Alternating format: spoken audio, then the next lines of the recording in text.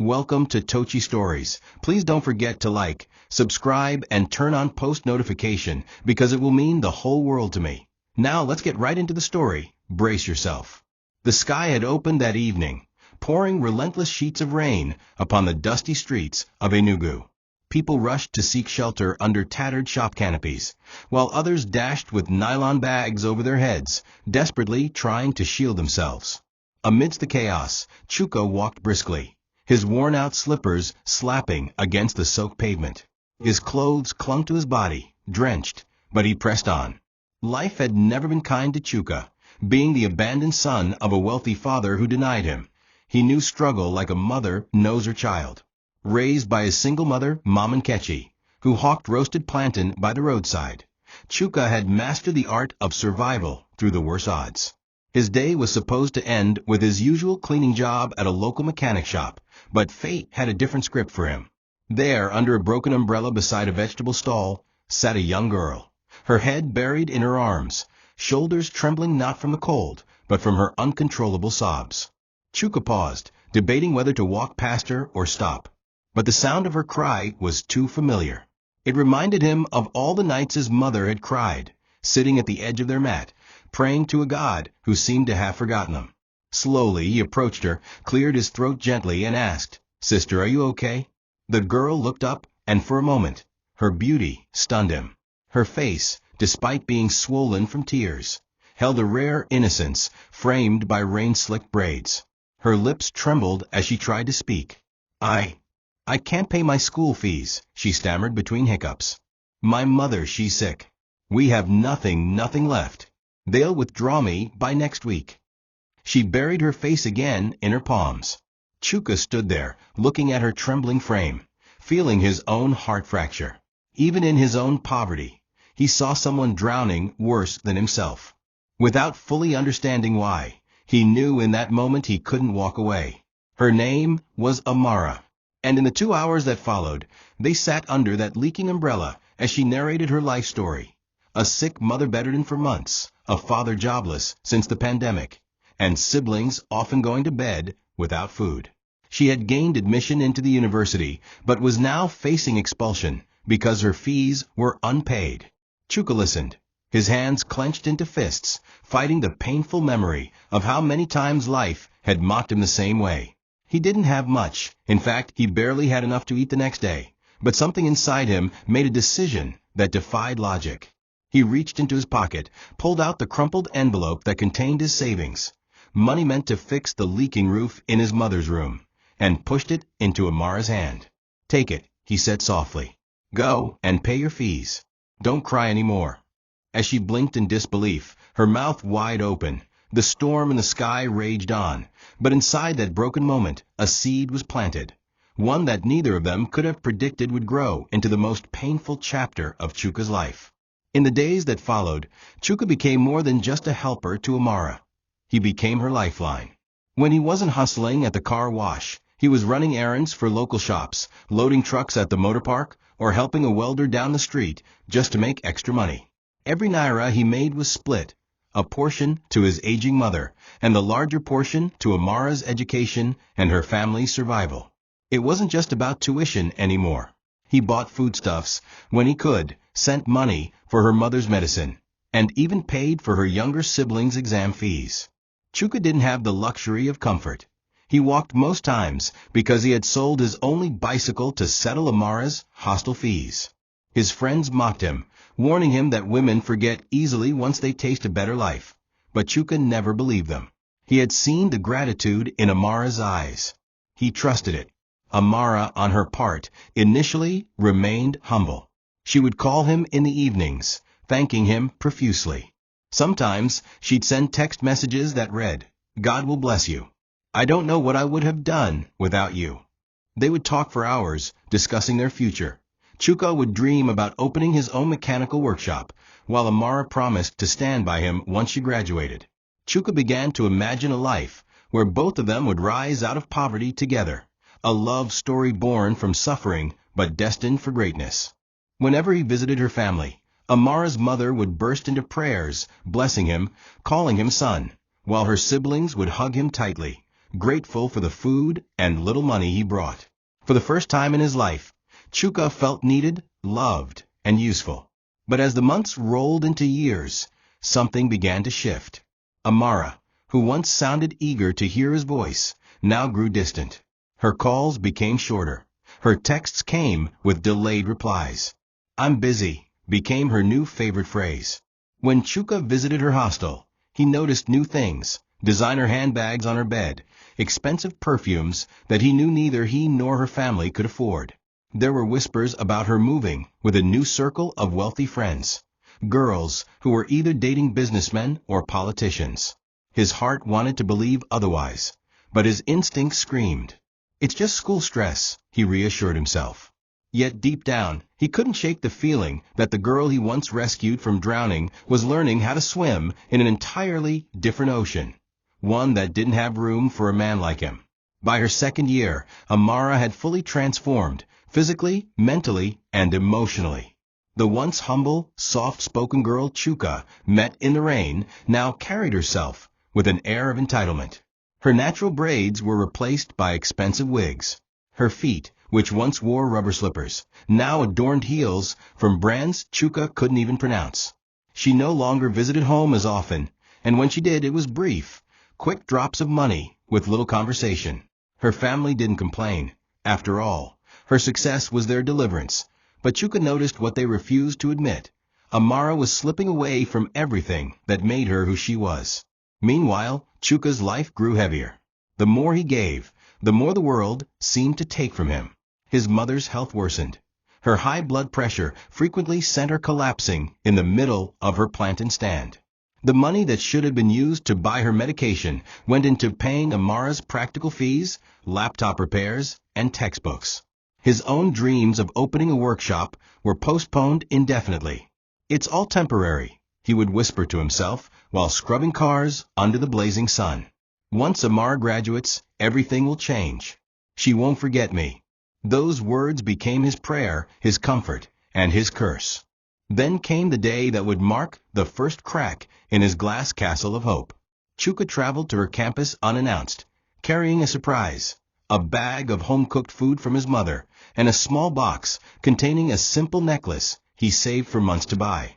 As he approached her hostel, he overheard laughter, loud, mockery-filled laughter. Peeking through the window, his heart sank. There was Amara, seated on the bed, surrounded by her friends. On her phone screen was Chuka's picture, the one he sent her last week. One girl sneered, "Is this the poverty-stricken guy you always talk about?" Another added, "So he thinks paying school fees means you belong to him? Haba." Amara laughed louder than them all and responded, "A beg. Even if he paid my fees, does that mean I should marry him? Settle for less? God forbid."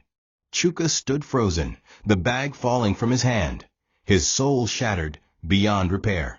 Chuka didn't remember how long he stood frozen outside that window. The sound of Amara's mocking laughter echoed louder than the chatter of her friends, louder than the distant blaring horns from the campus gate, louder than his own heartbeat that suddenly felt like it was cracking his ribcage.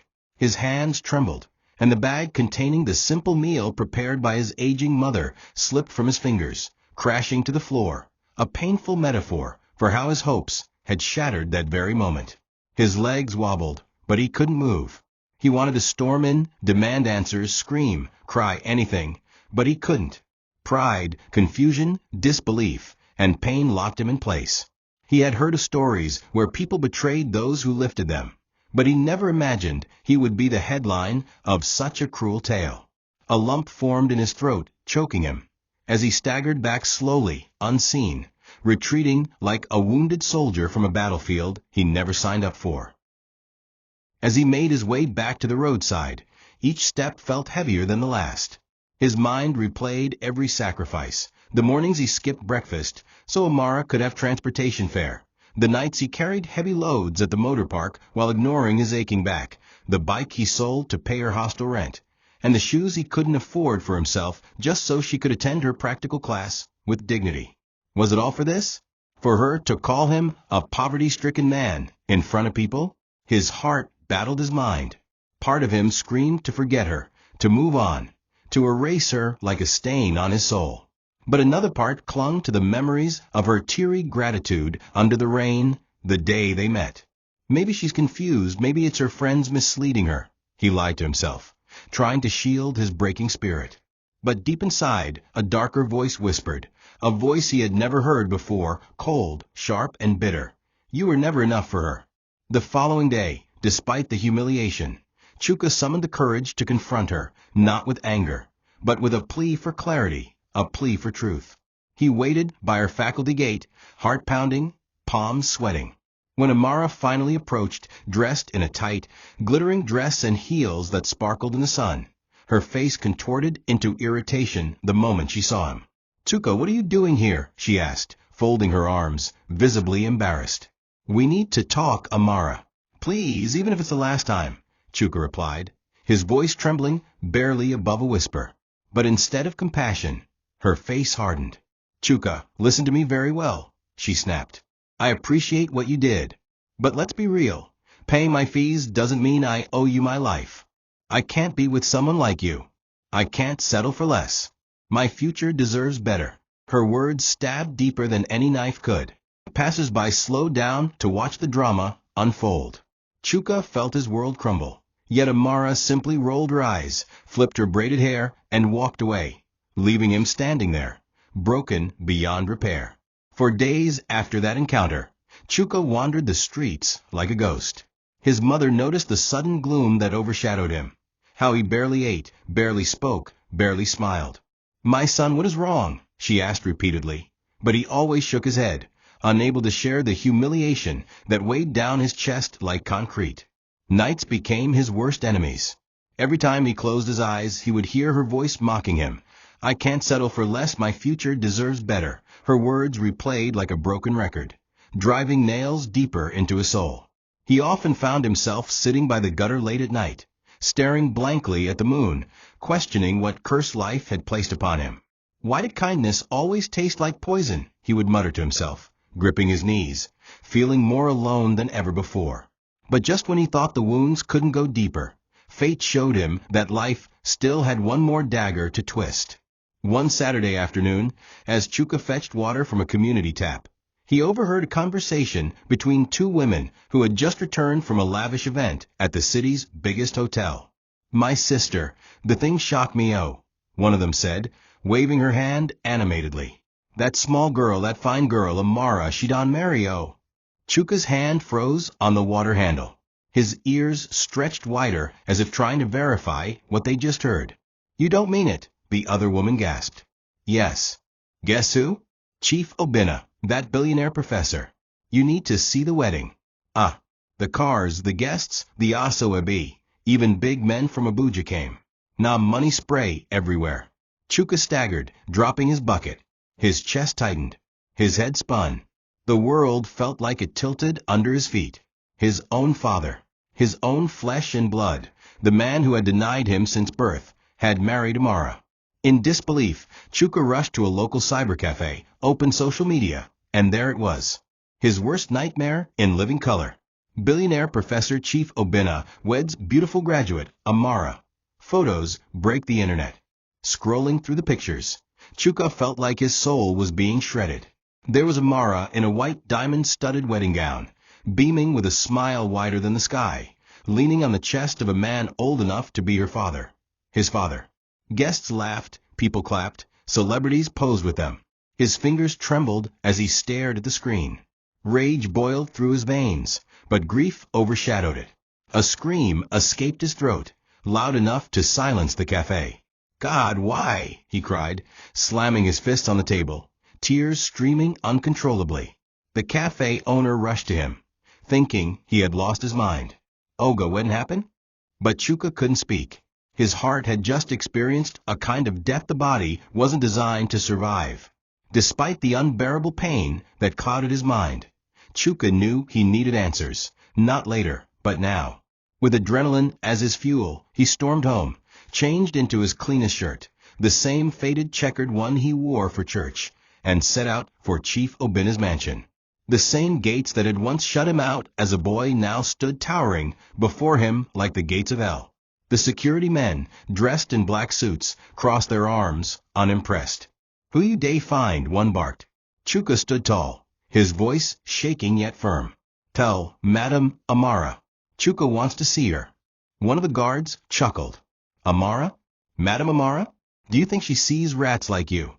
But another guard, perhaps out of curiosity or boredom, stepped aside and dialed the mansion line.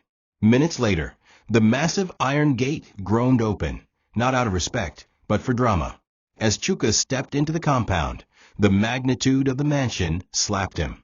Cars lined the driveway, Range Rovers, G-Wagons, Lexus SUVs, the kind of wealth that mocked every sleepless night he spent scrubbing car tires or loading cement. From the balcony, footsteps echoed. Then she appeared, Amara, dressed in silk, gold necklace dancing on her chest, nails manicured, face powdered to perfection. She looked down, spotted Chuka, and for a second, her expression tightened. Then she laughed. Oh, you, she sneered. You actually came. Her voice was laced with contempt. What is this nonsense, Chuka? You think you can just walk in here? Chuka swallowed, gripping his hands into fists. Why, Amara? After everything I did for you, why? He asked, voice trembling but loud enough to echo. Her laugh turned venomous. Look at you, even your voice irritates me now. Did you think paying my fees meant owning me? You were a stepping stone, Chuka. And guess what? I have stepped, and I'm never looking back. Before he could respond, Chief Oena's deep voice roared from inside. What's the noise here? He asked as he stepped out, old, robust, belly round with the satisfaction of wealth. His eyes locked with Chuka's for the first time in years, and for a second, the bloodline tension sparked. But before anything could be said, Amara commanded coldly, throw him out. The guards didn't hesitate. Two heavy men grabbed Chuka by the arms like a criminal, dragging him toward the gate as his legs scraped the marble floor.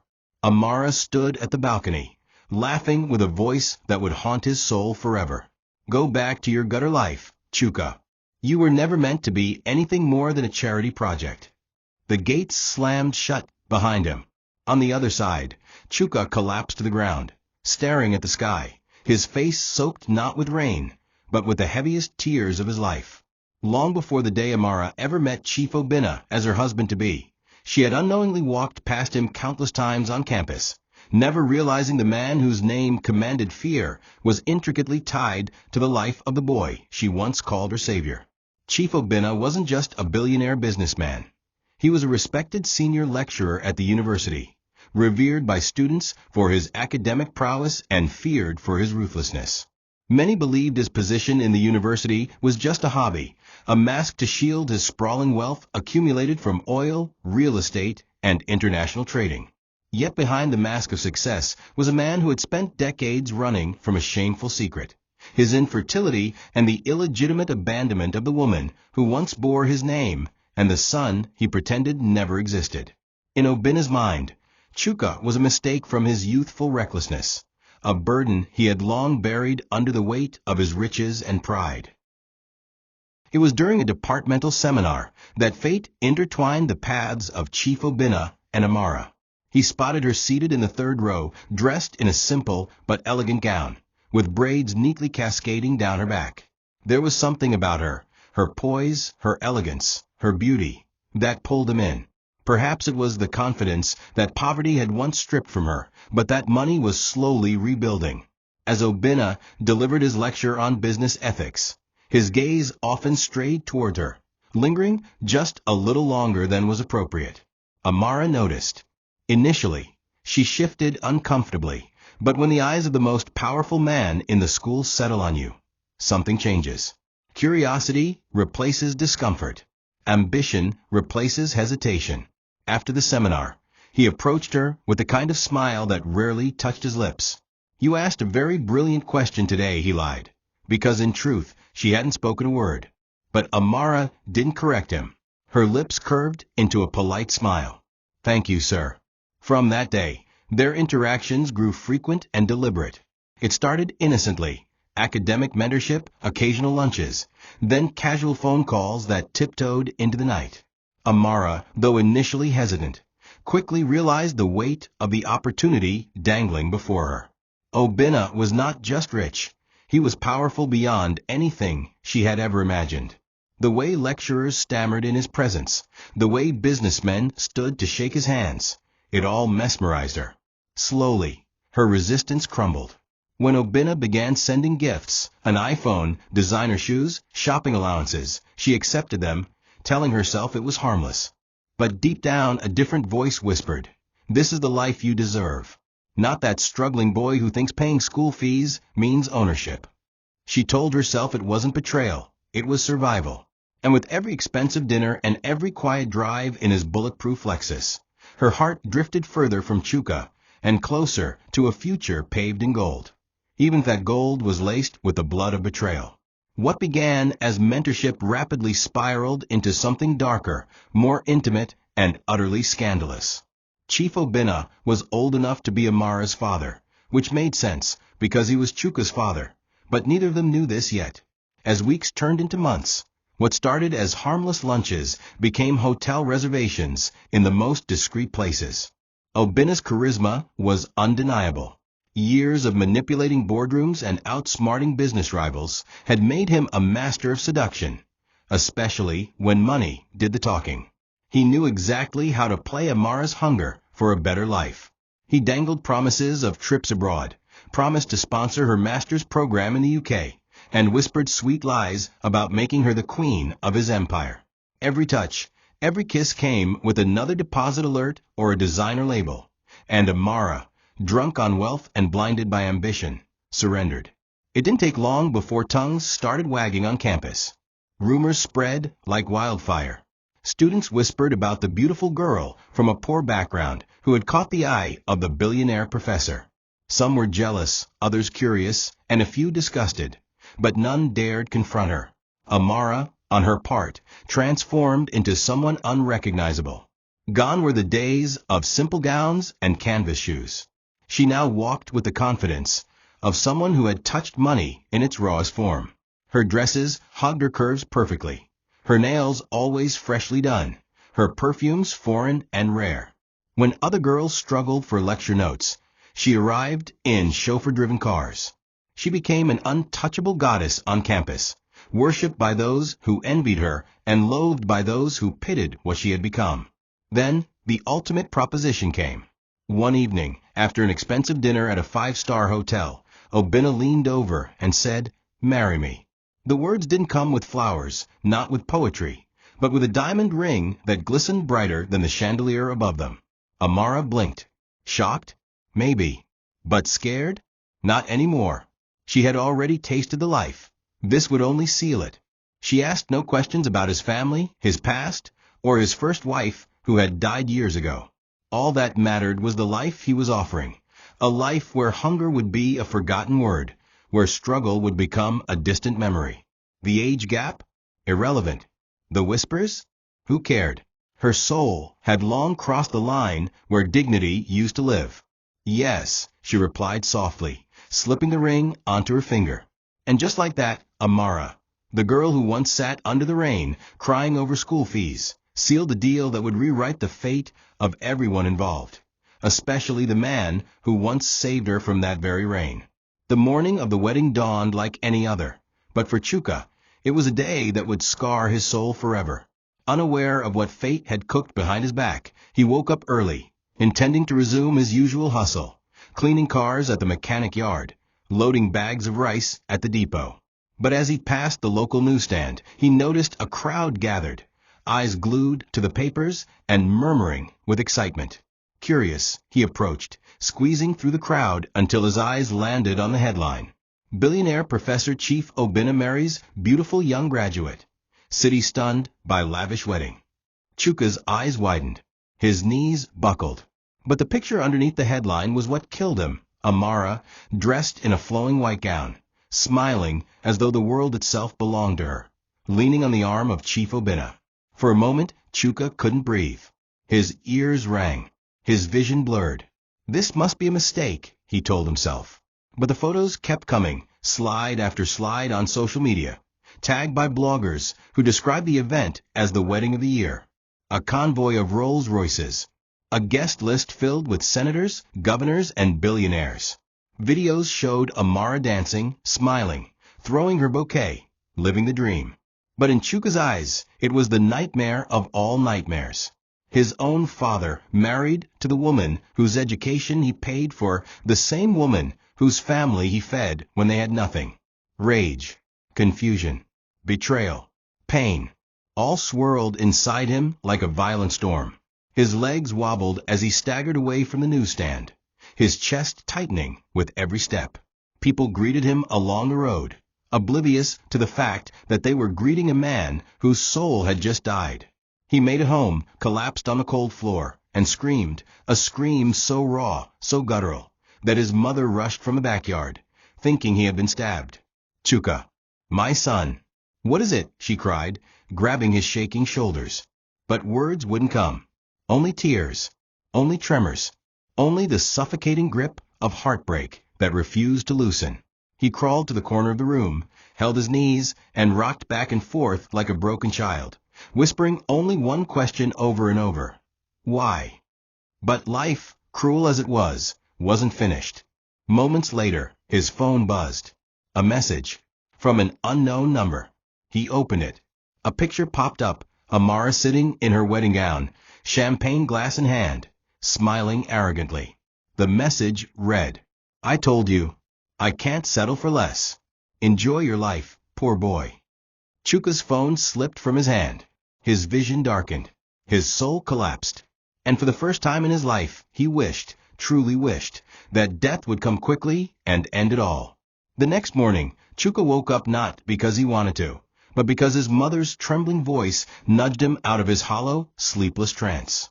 His eyes were swollen beyond recognition, face pale as if life had already drained out of him. But something stirred inside his chest, not hope, not anger even, just a haunting, hollow ache begging for answers. He couldn't eat. He couldn't drink. He couldn't cry anymore. Only one thing kept replaying in his mind. I need to see her. I need to see both of them. I need to look them in the eyes and ask why. His legs felt like lead as he dragged himself to his tiny wardrobe, picking the cleanest shirt he owned, a faded white long sleeve, pairing it with old brown trousers that had patches on the knees.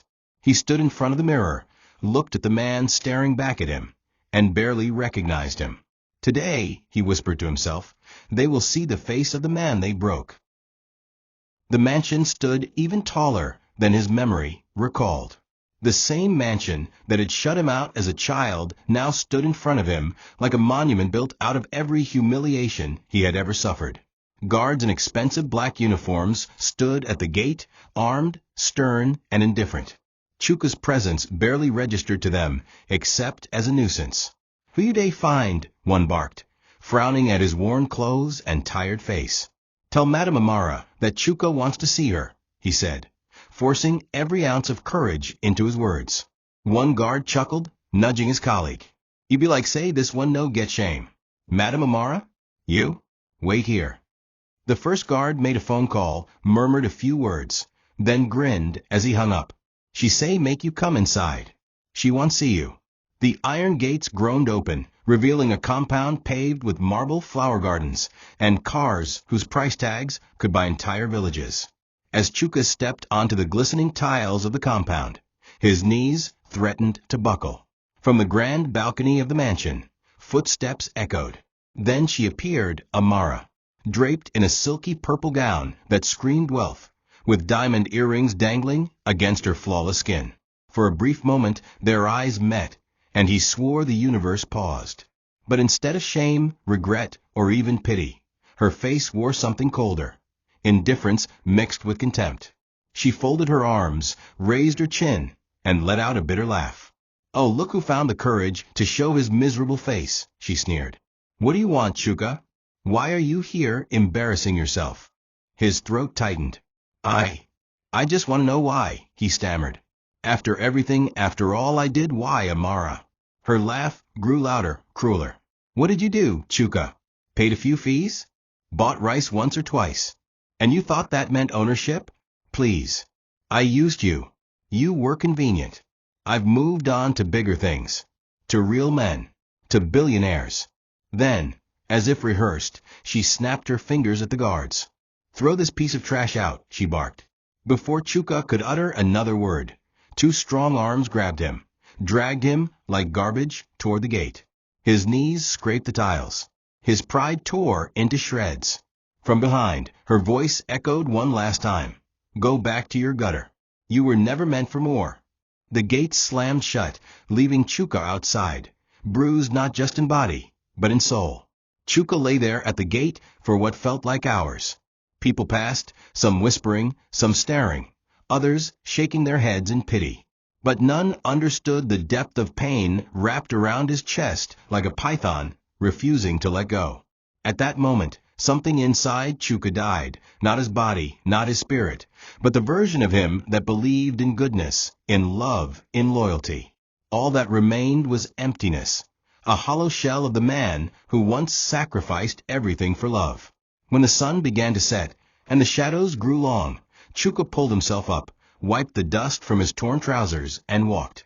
He didn't know where. He didn't care. Every step away from that mansion felt like a funeral march, burying the Chuka that was. When he arrived home, his mother was sitting outside, waiting, her hands clutched in prayer, her lips trembling. She jumped up when she saw him, gasping at the bruises on his arms, the cuts on his knees, and the deadness in his eyes. Chuka, what did they do to you? My God, she screamed, running to hold him. But Chuka didn't cry. Not anymore. He let her pull him into her arms, but his eyes remained blank, staring past her, past the stars, past the world. It's over, Mama, he whispered. It's all over. I'm done. She tried to comfort him, offering food, water, prayers, but he pushed them aside. That night, Chuka sat by the corner of their one-room home, staring at the leaking roof, and whispered to himself a vow that would change the course of his life forever. I will never beg again. I will never be mocked again. I will rise, and when I do, they will all kneel. The next morning, before the rooster crowed, Chuka rose, washed his face, and packed the little belongings he owned into an old Gana-Must-Go bag. His mother, seeing the determination in his eyes, begged, My son, where are you going? What about me? Chuka knelt before her, holding her fragile hands. Mama, I can't stay here. This town, this place, it's cursed for me. I need to go somewhere no one knows me. I need to build something, anything, but not here. His mother sobbed, clinging to him, but deep down she understood. Go, my son, she whispered. If this world has refused to give you a seat at the table, build your own table. With one last embrace, one last tear, Chuka turned and walked away, not knowing where destiny would lead him, but knowing one thing for sure. He would never be the same man again. The city of Port Harcourt became Chuka's new ground zero.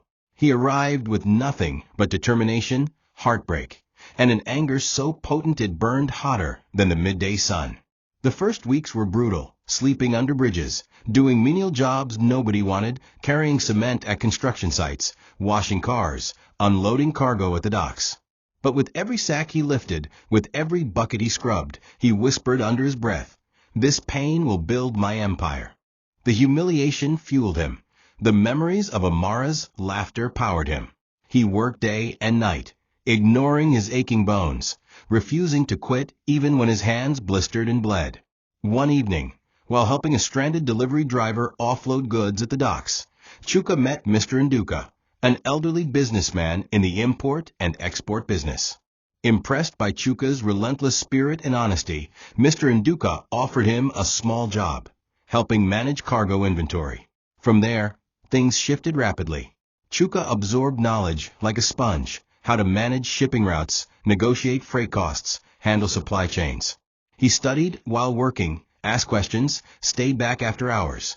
Mr. Nduka, seeing something rare in Chuka, the same hunger he once had, took him under his wing, teaching him the ropes not just of business, but of life, resilience, and strategy.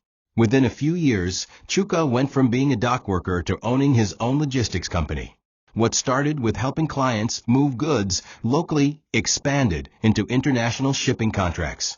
His name began circulating in business circles, whispered at first, then spoken with respect, then shouted with admiration. Investors came. Partners followed. Chuka bought warehouses, opened offices in Lagos, Abuja, and Accra. Money flowed in torrents, But unlike others, Chuka didn't waste it on vain things. No clubs. No flashy lifestyles. Just relentless growth, relentless expansion.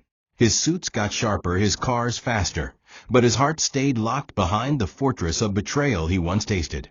Yet every time he passed a mirror in his penthouse office, he would pause, adjust his tie, and whisper, "This is just the beginning."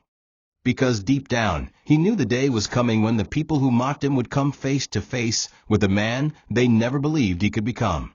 Years had passed since that dark day Chuka was thrown out of the mansion like garbage.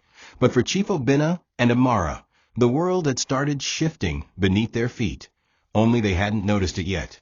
Oena's empire, once as solid as a mountain, began showing cracks. Lawsuits started creeping in, minor ones at first, from unpaid vendors, breach of contract claims, and government tax disputes. At first, Oena dismissed them as noise, the usual turbulence that came with running a billion-naira conglomerate. But behind those minor tremors was a force deliberately shaking his foundations piece by piece. His loyal managers began resigning unexpectedly. Contracts he used to renew effortlessly started slipping away. His major clients, logistics, oil, and shipping magnates, were moving their deals elsewhere. And without understanding why, his bank accounts, once overflowing, started bleeding faster than they were being replenished. Amara noticed it too. The subtle shift. The mood in the mansion grew tense. Oena, who once came home boasting about new contracts and victories in business, now spent more time pacing the marble floors, barking orders at his secretaries, snapping at his financial advisors, and furiously flipping through legal documents with trembling hands. The servants whispered about him. Gone were the days when the mansion hosted grand parties for senators and governors. The once endless supply of champagne and laughter was now replaced by quiet dread. At first, Amara thought it was temporary, a minor storm. But as days became weeks, her shopping sprees were questioned, her credit card limits were adjusted, and her personal driver was fired to cut costs. It wasn't a storm. It was a hurricane, and it was swallowing everything. Behind this unraveling chaos stood Chuka, no longer the forgotten boy from the slums, but now a billionaire in his own right. From his shadows, he orchestrated every legal battle, every contract termination, every client withdrawal. His logistics empire had grown so powerful that even multinational companies now relied on him for their imports and exports. He had strategically partnered with companies Oena once dominated, offering them better deals, more reliable services, and cutting their costs by half. His name echoed in boardrooms, not as Chuka the cleaner's son, but as Mr. Chuka Nwosu, CEO of CN Global Holdings. He sat behind his mahogany desk in his glass-towered office, sipping tea as reports flowed in of Oena's declining stocks and collapsing empire. His smile was cold, his eyes sharper than ever. "I told you," he whispered to himself, staring at Oena's company logo on the report, "you will kneel, but not yet. Not yet." The grand ballroom at the Lagos International Business Summit glittered under the crystal chandeliers. It was an event reserved for the elites, billionaires, governors, CEOs, and international investors. Oena had attended the event for decades, often seated at the high table, revered, envied, and respected. But this year felt different. His name was still on the invitation, but his position on the guest list had dropped. People no longer rushed to greet him. Some nodded politely, while others whispered behind his back. But the final blow came when the keynote speaker for the evening was announced. A name most of them had recently come to respect, but never seen in person. Ladies and gentlemen, please welcome the CEO of CN Global Holdings, Mr. Chuka Nwosu. The room erupted in applause. Oena froze. His fork dropped. His heart skipped. The double doors swung open, and there he was. Chuka. But not the Chuka they once knew. Gone was the skinny, weary-eyed boy of the past. In his place stood a man dressed in a perfectly tailored black Italian suit, wrist sparkling with a Rolex that alone could buy a mansion. His presence commanding the air itself. His skin glowed, his beard trimmed to perfection, his posture upright like royalty. His eyes scanned the room with the calm of a lion among sheep, until they locked with Oena's and Amara's. For a second, the world seemed to pause. Amara choked on her wine, her hand trembling as the glass clinked against her teeth. Oena's face lost all color. His lips parted, but no words came out. Chuka didn't flinch. He walked past them, his cologne leaving a trail of dominance, and took the stage. His speech was powerful, eloquent, and filled with subtle jabs that only a few could decode.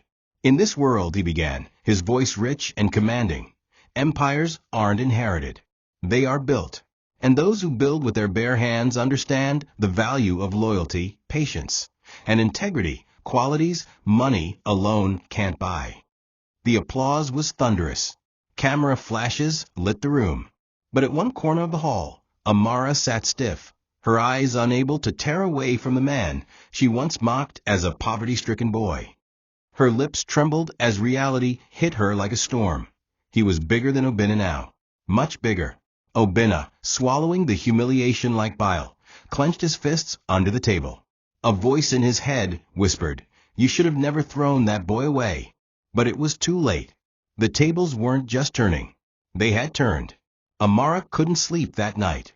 She sat in her walk-in closet, staring at shelves filled with luxury bags, shoes, and jewelry that now felt meaningless. Her mind raced back to the boy who once walked barefooted to bring her food, the boy who sold his bicycle just to pay her hostel rent, the boy she mocked, humiliated, and spat on. But the man she saw today was no boy. He was a king, and worse, a king who now held her destiny in his hands. Every fiber of her being trembled with regret. But pride, that foolish, stubborn pride, refused to let her admit it. Maybe it's not too late, she whispered to herself. Maybe if I apologize, maybe he still... But even as she thought it, the bitter truth stabbed her. She didn't deserve it. Oena, on the other hand, sat in his office, surrounded by lawyers, financial advisors, and a pile of lawsuits that grew higher by the hour. His once loyal staff were resigning. Suppliers refused to work with him. Clients were canceling contracts faster than he could read the termination notices. The realization hit like a freight train. Chuka was behind it. All of it. The boy he once denied, mocked, and disowned had become the architect of his collapse. Rage boiled in his chest. He slammed his fist against his glass table, shattering it, sending shards flying across the room. "I will destroy him," he roared. But the lawyer sitting before him didn't flinch. Instead, he sighed deeply and said, "Chief, there's nothing you can do. His company, it's too big. He owns the entire supply chain now. You can't fight him, you can't stop him." Meanwhile, in his penthouse, Chuka stood by the glass window, staring at the city lights.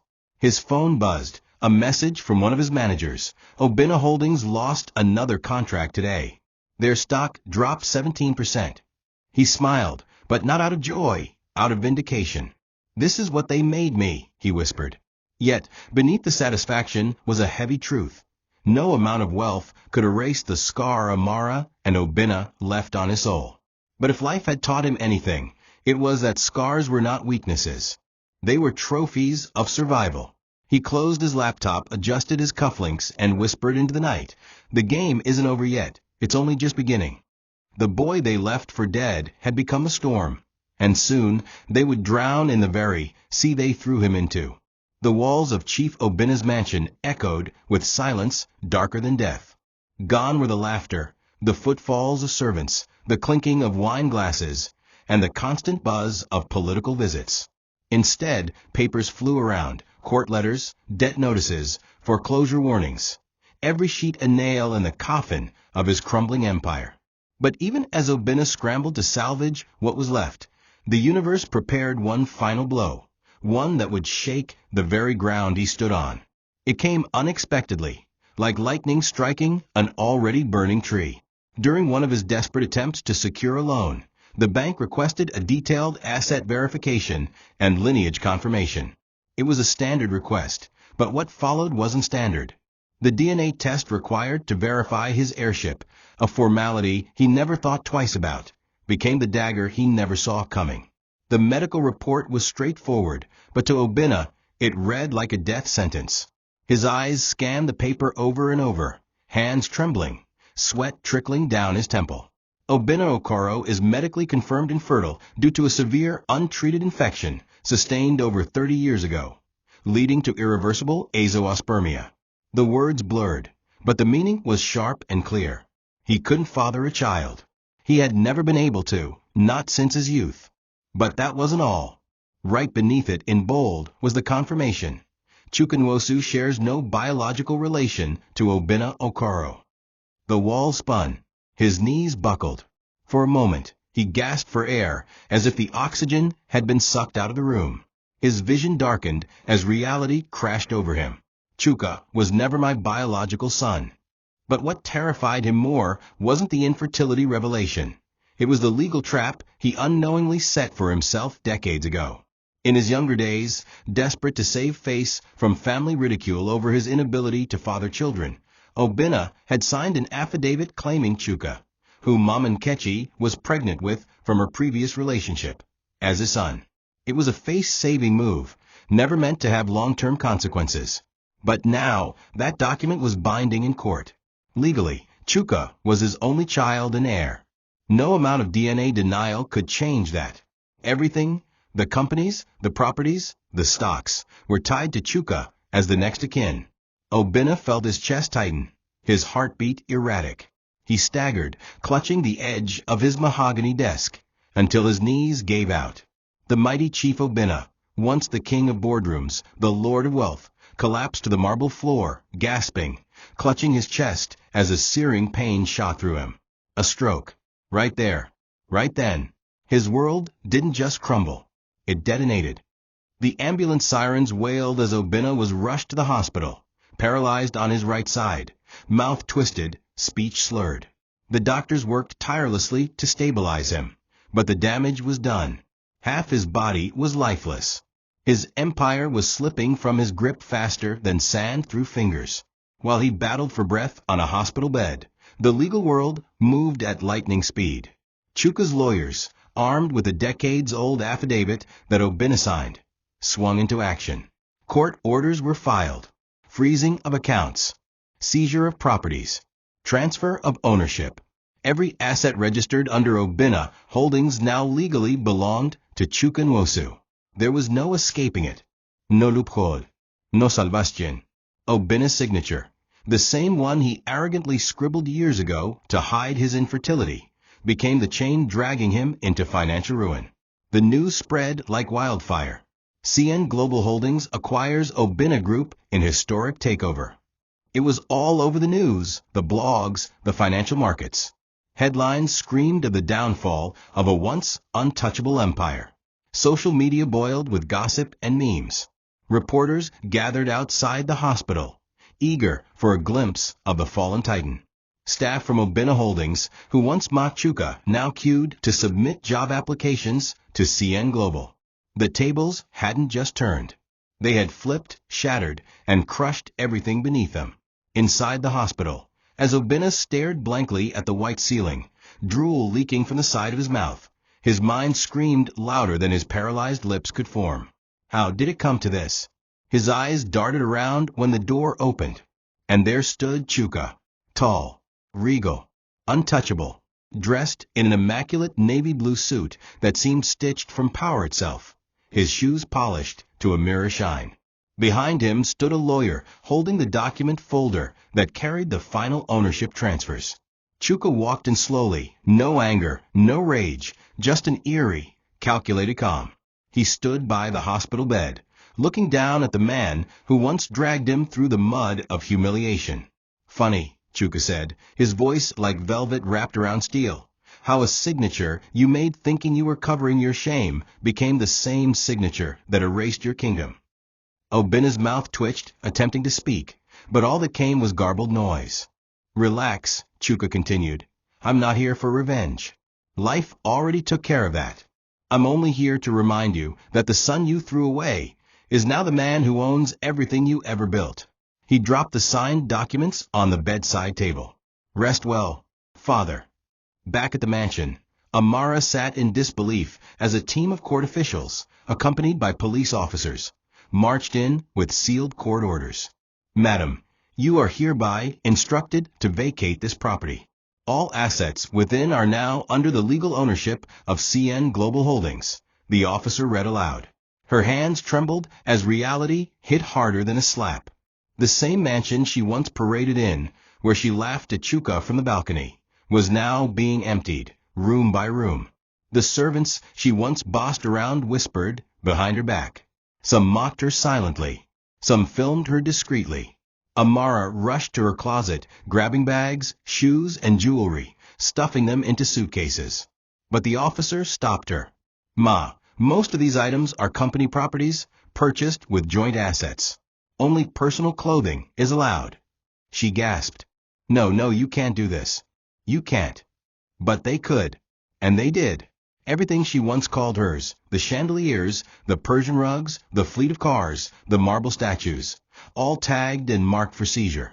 Investors drove by, slowing their cars just to witness the public humiliation. Her friends, those fake society women who used to crowd her parlor for wine and gossip, now posted cryptic statuses online, pretending they had always known she wasn't worthy. Amara collapsed onto the floor, wailing, holding her head as her world crashed around her. Her phone rang endlessly, journalists, creditors, old friends, now demanding the money they once lent. Her head spun. Her hands trembled. Her stomach churned. For the first time since meeting Oena, Amara felt what it truly meant to be powerless. Then, as if fate hadn't stabbed her deep enough, a black Range Rover with tinted windows pulled up. The back door opened, and out stepped Chuka. His eyes scanned the chaos, then settled on her, not with anger, not with hate, but with an emptiness colder than death. Amara scrambled to her knees, tears smudging her makeup, her hands trembling as she crawled toward him. "Chuka, please. I'm sorry. I'm so sorry," she sobbed. I didn't know. I was stupid. But Chuka raised his hand, silencing her. His voice was calm. Too calm. "Amara, I forgave you a long time ago. But not for you. For me. Your chapter in my life is closed. Permanently." Her tears flowed harder. "Please, please," she whimpered. But Chuka turned, adjusted his cufflinks, and walked away. Behind him, the mansion gates closed, but this time they didn't close on him. They closed on her.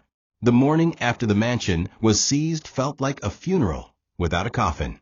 Amara woke up on the cold tile floor of a tiny guest room that a distant relative grudgingly allowed her to sleep in, a far cry from the king-sized bed draped in silk she once laid on.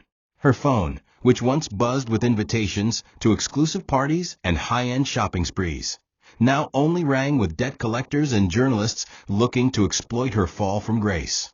Social media was on fire. Pictures of her being dragged out of the mansion, her designer bags snatched from her hands, circulated like wildfire. Memes flooded the internet. Headlines screamed, from billionaire's wife to homeless, Amara's tragic fall. Friends she once dined with blocked her number. Those who used to call her Madam Amara now pretended they never knew her. Betrayed by wealth, rejected by the very society she once ruled. In a desperate attempt to salvage any shred of dignity, Amara summoned every ounce of courage left in her and went to Chuka's corporate headquarters, a towering skyscraper overlooking the city, the very symbol of everything he had become. The security guards recognized her immediately, whispering among themselves, some chuckling. She walked in trembling, barefoot, clothes unkempt, with no makeup to mask her swollen, tear-streaked face. The receptionist stared in disbelief. I need to see Mr. Chuka, please," Amara stammered. Calls were made, checks were done, and eventually, the message reached Chuka's executive floor.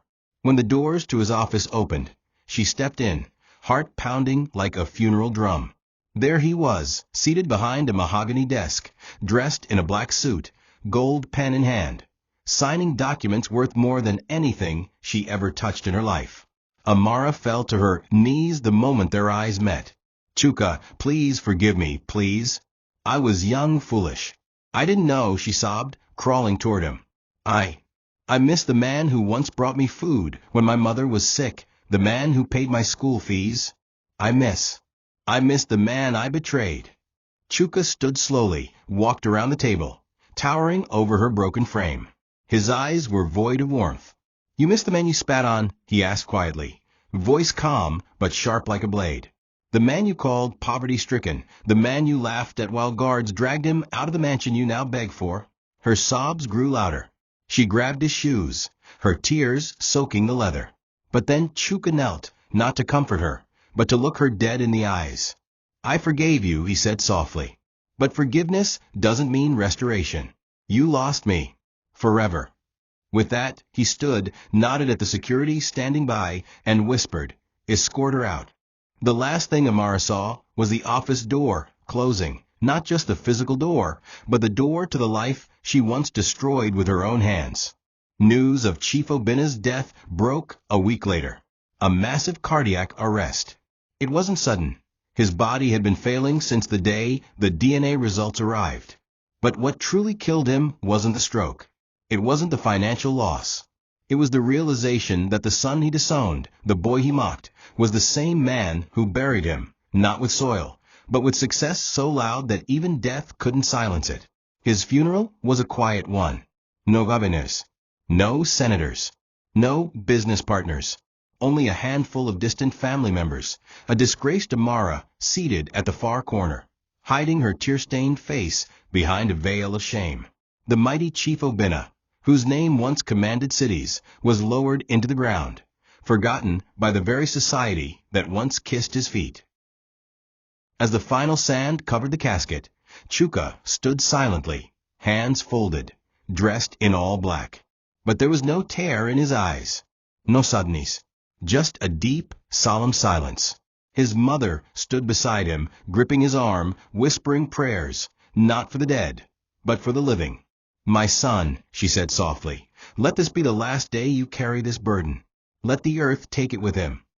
Chuka nodded, but his eyes remained on the grave, not because he mourned a father, but because he stood as living proof that the grave could not bury the truth, nor could betrayal bury destiny. As the guests dispersed, Chuka remained for a moment longer, whispering under his breath, "You tried to erase me, but today it is you the world has erased." And with that he turned his back, on the grave, on the past, and on every scar that led him there. Months later, the skyline of the city bore the towering sign, CN Global Empire, Legacy in Motion. Chuka's story became legend. The boy who was mocked for being poor, betrayed by love, rejected by blood, only to rise and own everything they ever denied him. He didn't just build wealth. He built hospitals, funded scholarships for struggling youths, opened free schools for girls like Amara once was. But when asked in interviews why he gave back so much, his answer was always the same: "Because I know what it feels like to be thrown away." As for Amara, she faded into the shadows. No one heard of her again. Some say she left the city. Some say she became a cleaner in a restaurant where the waitresses whispered she was once married to a billionaire. But no one really cared anymore. The only name the city remembered, the name that echoed in boardrooms, in schools, in the hearts of those he lifted, was Chuka. The boy they mocked became the king they never saw coming. Thank you for watching this video. What did you learn from this story? Drop it in the comments. Please make sure you like, comment, and subscribe to my YouTube channel TOCHI Stories for more.